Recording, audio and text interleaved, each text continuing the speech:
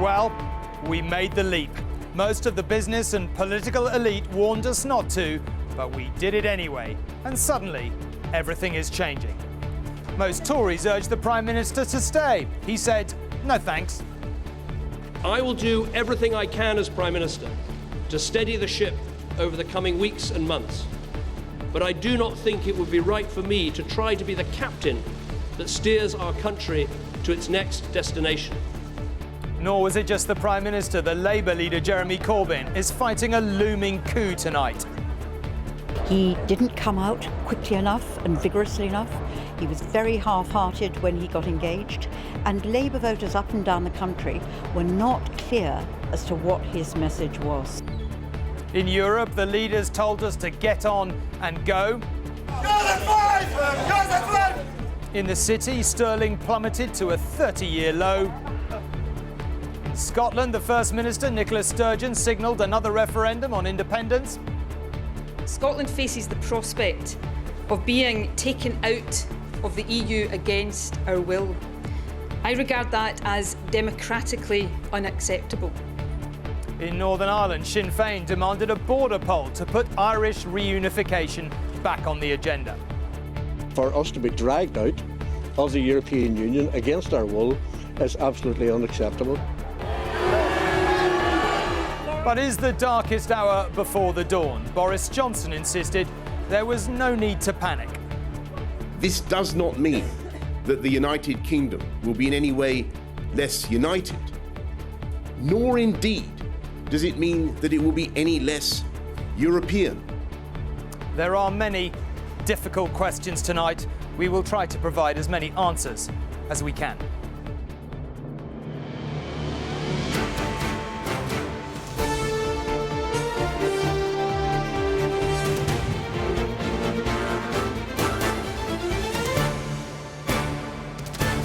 This is ITV News at 10 with Tom Bradby in Westminster. Good evening. In his speech last night, Nigel Farage said the Leave victory represented the end of a journey. For campaigners, perhaps so. But for the rest of the country, it might be better to describe it as the start of one, with both the end destination and the exact route to it unclear.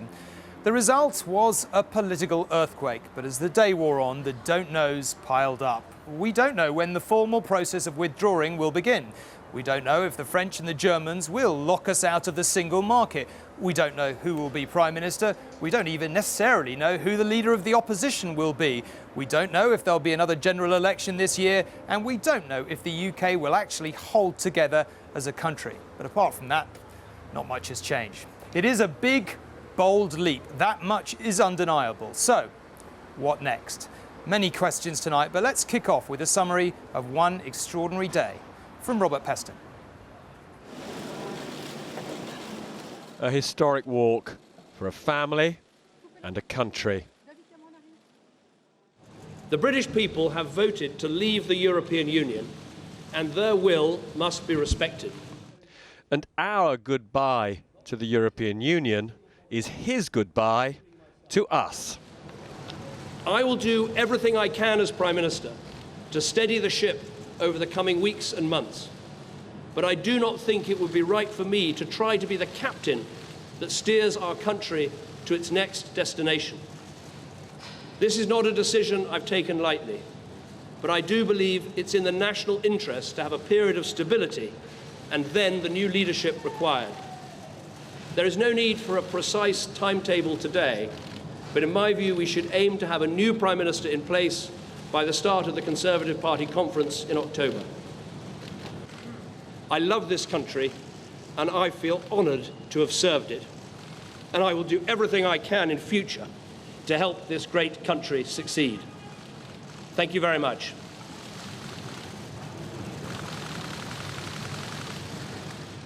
Just over a year ago, he re-entered this famous house as the Tories' returning hero, having unexpectedly taken them to election victory.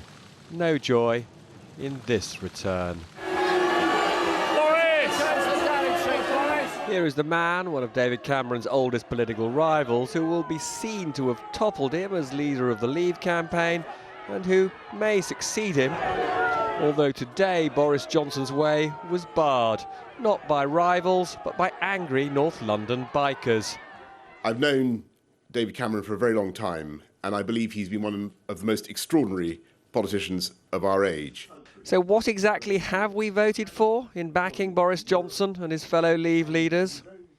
To those who may be anxious, whether at home or abroad, this does not mean that the United Kingdom will be in any way less united, nor indeed does it mean that it will be any less European. And I want to speak to the millions of people, directly to the millions of people who did not vote for this outcome, especially young people, who may feel that this decision in some way involves pulling up a drawbridge or any kind of isolationism, because I think the very opposite is true. The total number of votes cast in favour of Leave was 82,000. But surely many of these people actually voted to make us less European. Anyway, it was here in Sunderland, shortly after midnight, that the scale of the revolt against our EU membership started to become clear. Scotland and London fought back for the pro-EU cause. Here's Wandsworth in South London. But by the time we got this momentous result in Birmingham at 4:40 a.m, the number of votes cast in favour of Leave the European Union was 227,000.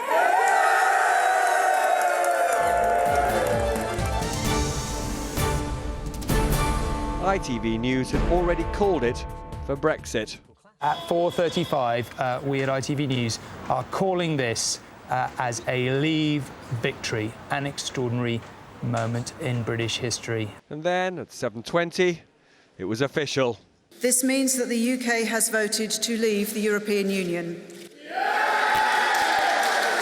Let's get rid of the flag, the anthem, Brussels and all that has gone wrong. Nigel Farage may not have led the Leave campaign, but he more than anyone led us to this place, with the way he built the UK Independence Party into a serious challenger to the Tories and increasingly Labour. Let June the 23rd go down in our history as our Independence Day.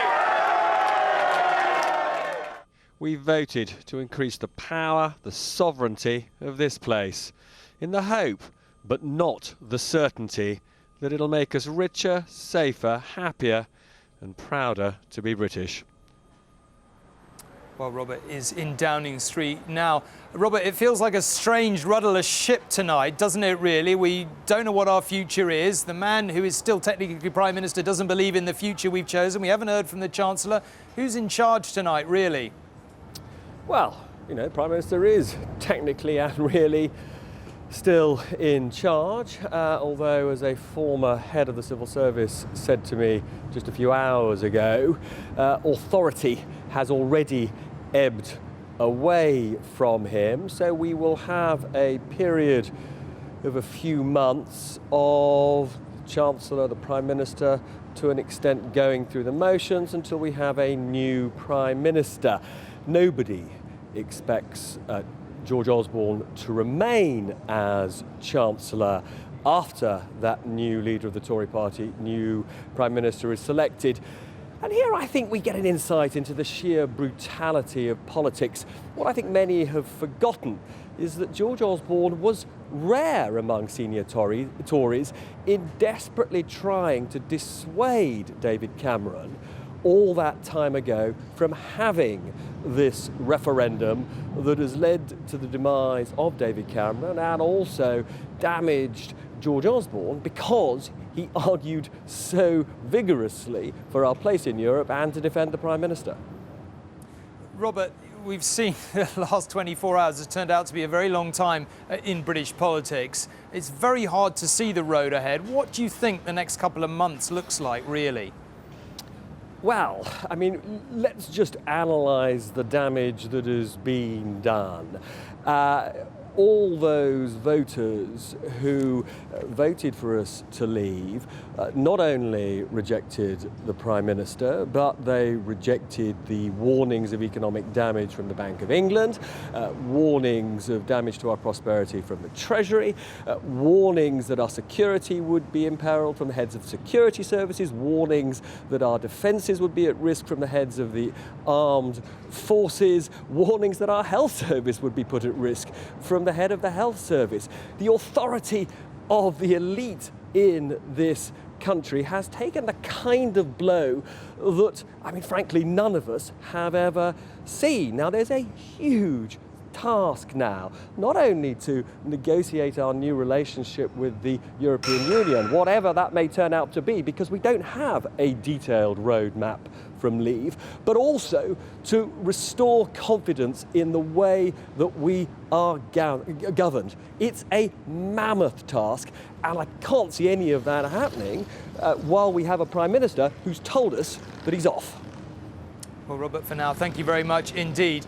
European leaders were, as you might expect, pretty quick to voice their disappointment, and they were pretty blunt too. If you're going to leave, they said, get on with it. They are clearly worried about Brexititis, if that's a word, spreading, and say talks must start soon. Some are already planned for Monday. The result has also fired up Eurosceptic parties in the Netherlands, Sweden and France, who want their own referendums.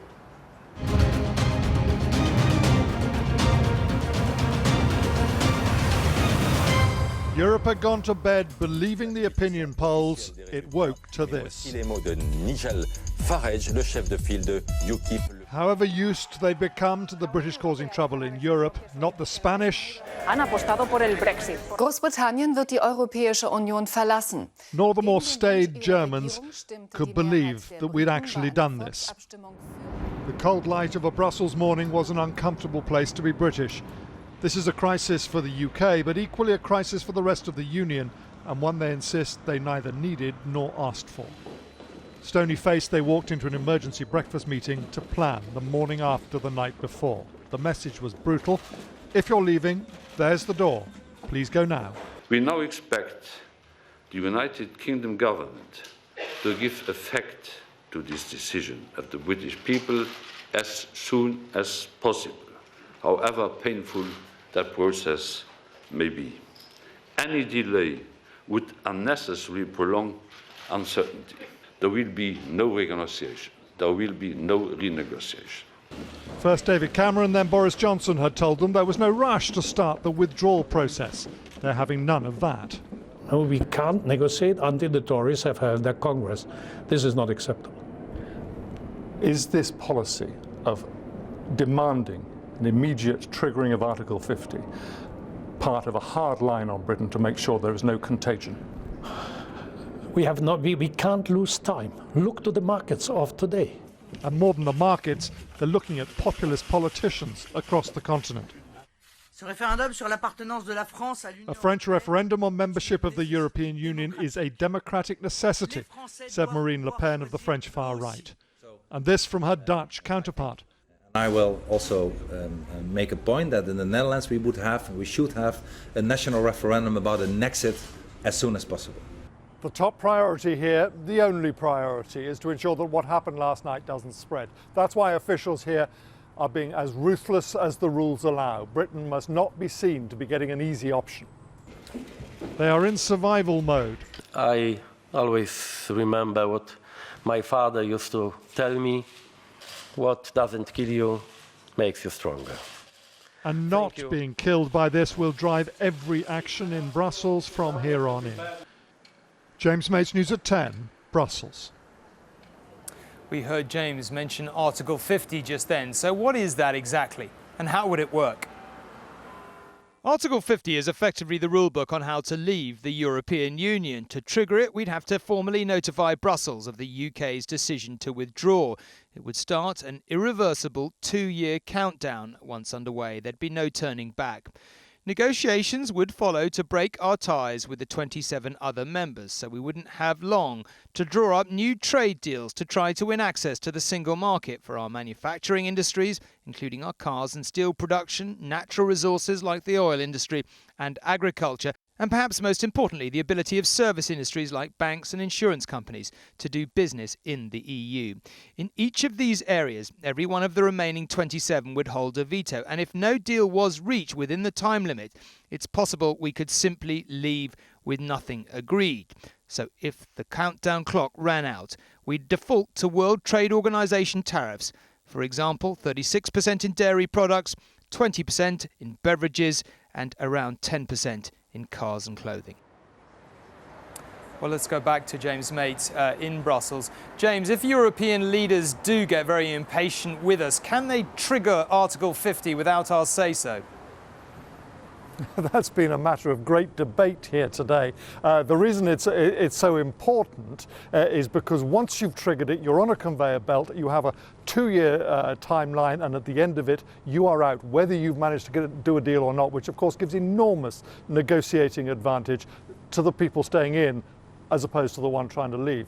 Now, the reason there's an issue here is that Article 50 says a member state which decides to withdraw shall notify the European Council of its intentions, and that starts the whole process. But it doesn't say how they notify them. Now, there are people here who, some of them frankly want the UK out, but others who just want to get on with this because they don't want the uncertainty and they don't want the contagion, who are saying, look, we've seen the result of the referendum. We count that as a notification.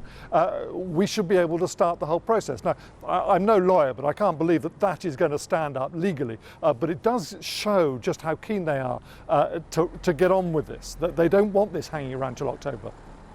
Well, James, we've talked often, haven't we, over the past months about what the French and German bottom line really would be in the event that we are where we are. Are we seeing a bit of a hardening of attitudes from them tonight?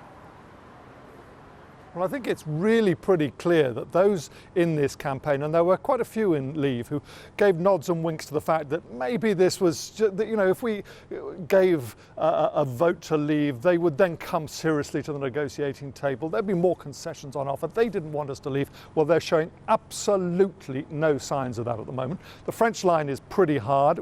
The Angela Merkel in Germany keeping her cards closer to her chest as typically would. Those two are meeting on Monday. There is talk of a German suggestion that there should be an association agreement, not full access to the single market, but not completely cut off either. And then there's a summit here next week. It was meant to be Tuesday and Wednesday. Now it's only Tuesday. On Wednesday, the remaining 27 will meet in a private meeting. David Cameron not invited. A glimpse of the future for him and his successors. James, well, we certainly are getting the message. Now, the view of the political and business elite in this campaign was absolutely clear. Don't do it, and if you do, we'll all pay for it. The result today, well, pretty much what was predicted. The pound plunged and shares did too. The FTSE 100, in fact, ended the day higher than it started the week, but there was little good news generally in markets around the world. So is this just a bit of volatility or the start of something much worse? The markets were betting on a Remain victory. They got it wrong and they paid the price. The question is, will we?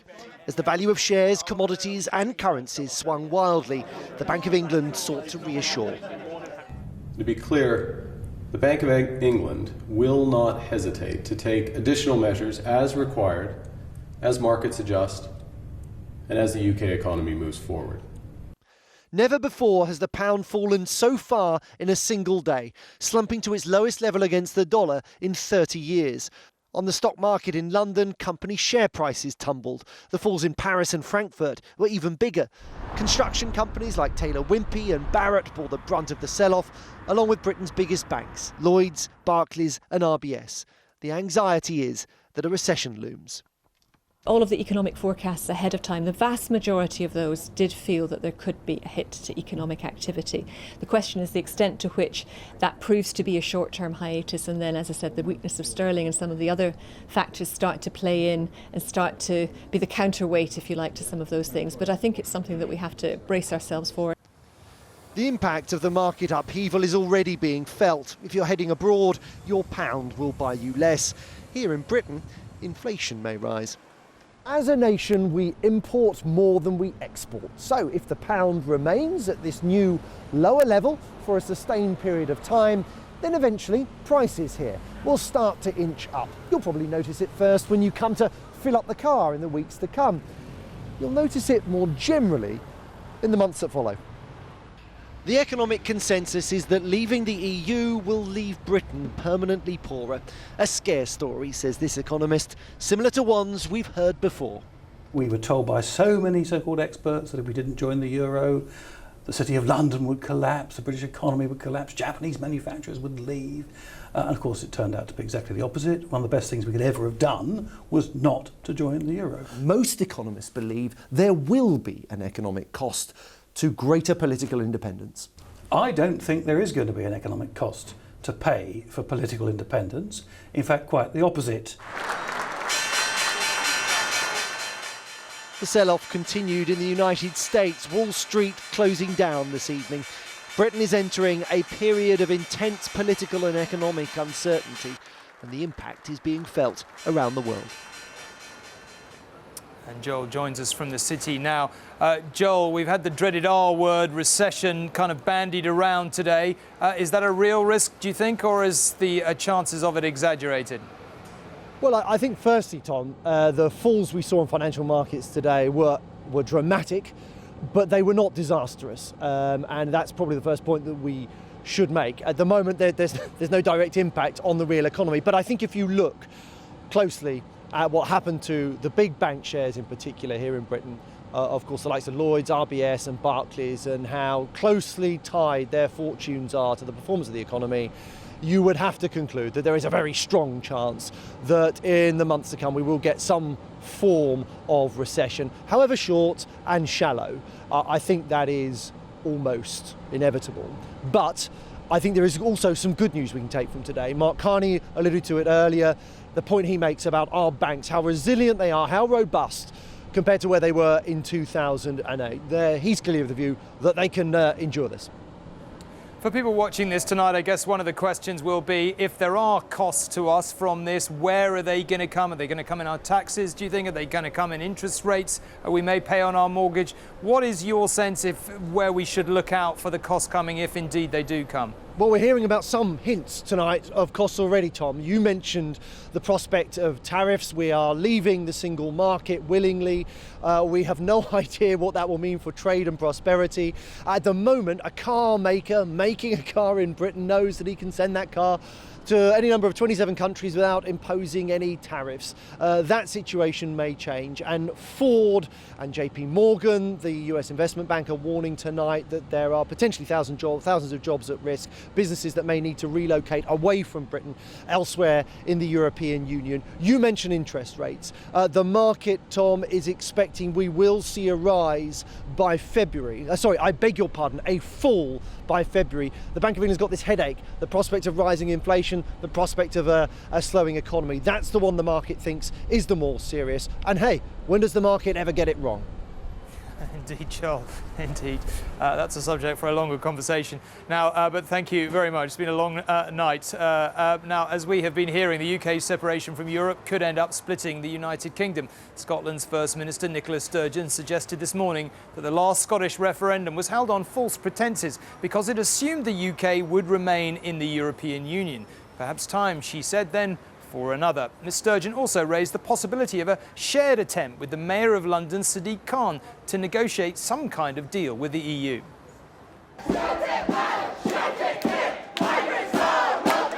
Amid all the chaos, one thing is clear. Scotland will not take this result quietly. Hundreds gathered for an anti-Brexit demonstration outside the Holyrood Parliament this evening. Earlier, in front of a saltire and the flag of Europe, Nicola Sturgeon opened a new front in an old battle. Scotland faces the prospect of being taken out of the EU against our will. I regard that as democratically unacceptable. It is a significant and material change in circumstances, and it is therefore a statement of the obvious that the option of a second referendum must be on the table, and it is on the table. What's more, she said, it's likely to happen. Those words will play well in some quarters, but not everywhere in this ballot-weary country. The Scottish Tory leader said the focus should be on a settled future. I do not believe that a second independence referendum will help us achieve that stability, nor that this is in the best interests of the people of Scotland. Some things don't change. Scotland's annual Highland Show drew big crowds today, but there was a sense of bewilderment at what's just happened and what might come next. We can't understand why Nicola wants to be separate from England, stand alone, and yet wants to be part of Europe. People are going to be voting for independence, not because they don't want to be part of Westminster, it's because they want to be part of Europe. So it's a double disaster as far as I'm concerned. At the end of an astonishing day, the short-term future is already being mapped out. The Scottish Government say they will contact every EU member state to discuss what might happen from here. And they're in dialogue domestically too. Nicola Sturgeon has spoken to London Mayor Sadiq Khan about the prospect of joining forces, presenting a united front at trade negotiations in Brussels. These chaotic times are throwing up unlikely alliances already. Change is the only certainty. The three flags outside Holyrood will become two. It may fall to the Scottish people to decide which should come down. Martin Geisler, News at 10, Edinburgh. Well, Scotland wasn't the only part of the United Kingdom to vote Remain, of course. Northern Ireland did too. Now Sinn Féin, in the shape of Deputy First Minister Martin McGuinness, has said he wants a border poll, a referendum on reuniting Northern Ireland with the Republic in the south, which is, of course, still in the EU. Far from the cacophony surrounding this EU referendum result, Northern Ireland is digesting what it means. In the border area, the trade and links with the Irish Republic, still an EU member, are foremost on minds. The majority of people in Northern Ireland voted to remain in the EU, but in the wake of the UK-wide vote to leave, Sinn Féin is now demanding a referendum on a united Ireland.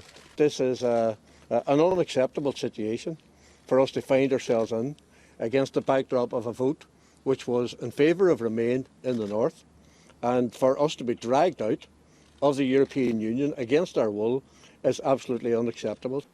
But Northern Ireland's First Minister rejected their demands, insisting the union with the rest of the UK hadn't been weakened by the Remain majority here. The call for the border poll was as predictable as the flowers in May. We knew it would come, but the test has not been met, so therefore I do not believe it will happen.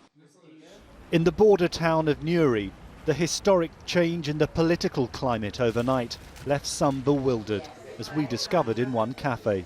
Just prices of everything gone up, and then they're talking that there could be a border again between north and south. I think that you don't want that back. The truth was, when I went to the polling station yesterday, I never felt as excited about wanting to go in and exercise my vote in my whole life. I just couldn't wait to get in to vote out. Behind me lies Northern Ireland. Ahead, the Republic of Ireland. There are just a few road signs here to mark out the difference. But the vote in the last 24 hours has changed everything and means that this could now become the UK's land border with the rest of the European Union. Paul Vallely owns a business selling rugs. He's worried about the impact of that border. It's a big negative. It's a step into the past. It's from a day-to-day point of view, it's an inconvenience. You know, it's a slowing down of trade. It's a lack of freedom. Questions and uncertainty abound here as the implications of this result sink in. Neil Connery, News at 10, Northern Ireland. Throughout the programme, we have been racking up a whole stack of questions, and here's another. Who on earth is going to tackle them? It won't be the Prime Minister, at least in the long term. He's off, as we've heard. As for the Chancellor, George Osborne, he was nowhere to be seen today. So, perhaps it is Boris, though anyone with a long memory will know that Tory leadership elections tend to be unpredictable events. Nor was the turmoil just on the blue benches. The Labour leader, Jeremy Corbyn, is in trouble too, facing a vote of no confidence. They both asked the country to vote Remain. They both urged voters not to choose the path marked Leave. But England and Wales, and with them the rest of the UK, did take that path. David Cameron has gone, and Jeremy Corbyn is facing calls to go too. The obvious choice to be the new Tory leader is, of course, Boris Johnson. Outside the Commons earlier, the protest might have been small and all the words were not suitable for broadcast, But it's enough to tell you that Boris is the bookies' favourite. His dad Stanley, who campaigned for Remain, still thinks there are good reasons for Tory MPs to choose his son. Boris managed to get 410,762 people to vote for him. It was an amazing achievement. If I was, an MP trying to select a potential candidate, I would take that into consideration. A new Prime Minister will be installed before the party conference in October. He or she will be chosen by 150,000 party members, and that new leader might want to seek a mandate from voters, even though another election is not planned until 2020. Who will it be? Boris Johnson, as we mentioned, is favourite. Also up there, Home Secretary Theresa May, the newly appointed Work and Pension Secretary Stephen Crabb, and Andrea Leadsom, who many think was good for Leave in the TV debates. But after today's results, George Osborne may choose not to stand at all. Education Secretary Nicky Morgan, though, might. There's going to be a contest. The parliamentary party will decide who they want. All I would say is I hope very much that there is a woman in the final two. Whether it's me or another colleague, I think that would be a great thing for the 21st century Conservative Party. The spotlight is inevitably on the Tories today, but it is now turning to Labour. In phone calls with senior party figures, I've heard lots of anger. The atmosphere has been described as febrile. One shadow minister said of Jeremy Corbyn's referendum campaign, "We really can't go on like this." Jeremy Corbyn, what will your... And two Labour MPs today tabled a motion of no confidence in their leader. The European referendum campaign was a test of leadership for Jeremy Corbyn, and he failed. He didn't come out quickly enough and vigorously enough. He was very half-hearted when he got engaged, and Labour voters up and down the country were not clear as to what his message was. I would ask her to think for a moment. Just think for a moment. A Tory Prime Minister resigned. Britain has voted to leave the European Union. There are massive political issues to be addressed. Is it really a good idea to start a big debate in the Labour Party when I was elected less than a year ago with a very large mandate? There were many predictions about this referendum which turned out to be completely wrong, but one did turn out to be right, that a victory for Leave would cost at least one party leader his job. Chris Ship, News at 10, Westminster. Whatever uncertainties there are about the UK and indeed the EU's future, one thing is clear: the polling companies got it very wrong again. Now we have the results of what we always like to call the only poll that matters. We can look in detail at how certain groups voted. For example, exclude the over 65s and it would have been Remain. Exclude English coastal towns and the same would have happened. The most important vote in half a century, it cut the UK in half too. Young at odds with old, cities from the countryside and the well-off from the cheesed-off. I just think it's a reflection of the people's opinions up in the North East. We're being very left behind when it comes to the economy and forgotten about. It just seems to be anything outside the M25 doesn't really matter in the country. So yeah, it was a chance for the normal workman to basically send the message back to Parliament. 72% of people voted, more than in the general election. People who normally wouldn't vote made an appointment for this one, and in the end, Leave voters were more enthusiastic than Remain voters, tipping the balance. I don't like the country being dictated to by faceless politicians who have not been elected by the people in the country. Older voters wanted to leave. The way this country's going, it's not very nice anymore. I mean, a lot of the young people seem to want to vote in, and I think they've got different opinions to the older ones. The older ones remember, like, the people that fought the wars for us to keep this country. Now, if we stayed in, I think it would all be taken away. Early indications suggest that if you took the over 65s out of this vote, the UK might have chosen to stay in the EU. Inner London, cities like Manchester and Oxford, bastions of Remain votes. When you look at London, we're completely different. Our demographics are different. And you look at things like immigration, it's good. These areas of high immigration saw some of the highest votes for Remain. Tonight saw protests by those angry to have left the EU. Even some Leavers were now reconsidering. I would go back to the polling station and vote to stay, simply because this morning the reality is actually hitting in, and the regrets are filling in of actually that we have actually left EU. Very disappointed. The whole family this morning, even though the majority of us voted to leave, we are actually regretting it today. Elsewhere, some optimism. We're supposed to have a democratic government, which and that could only happen from the ground upwards. It can't happen from top down. Unfortunately, most Londoners don't understand that. They use,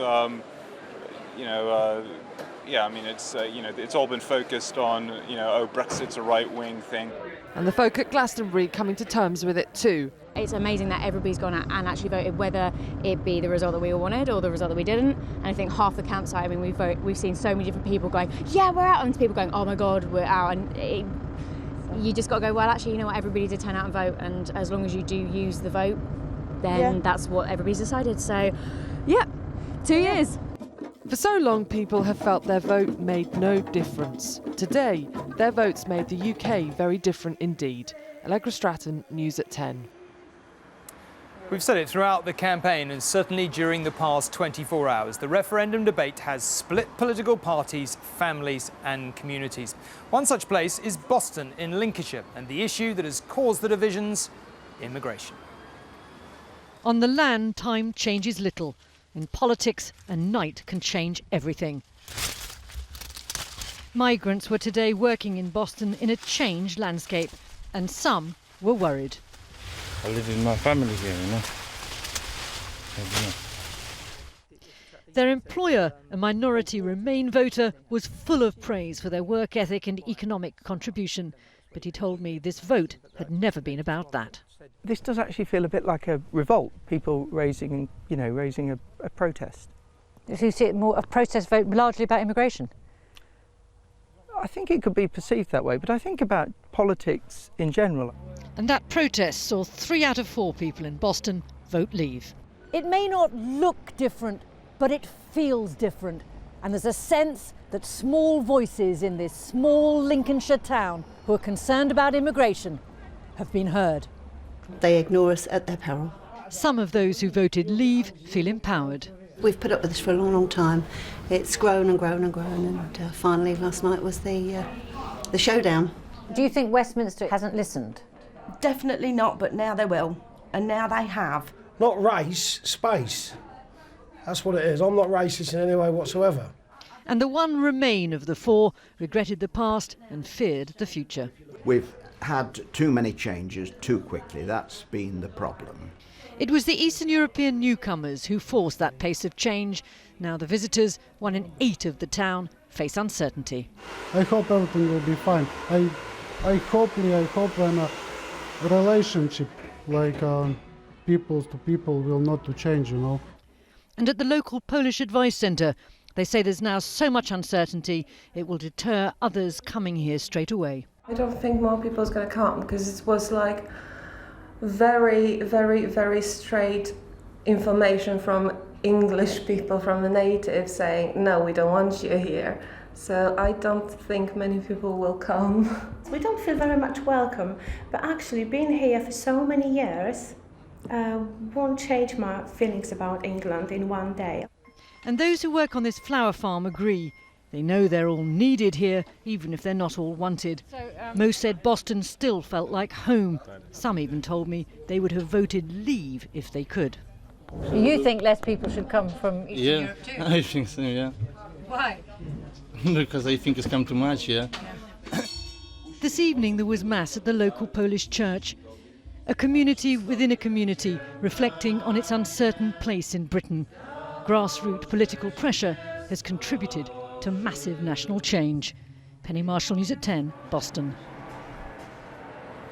You only have to look at how many expats living in Europe registered to vote, 3 times more than voted in the last general election, to realise how important the result was going to be to their lives.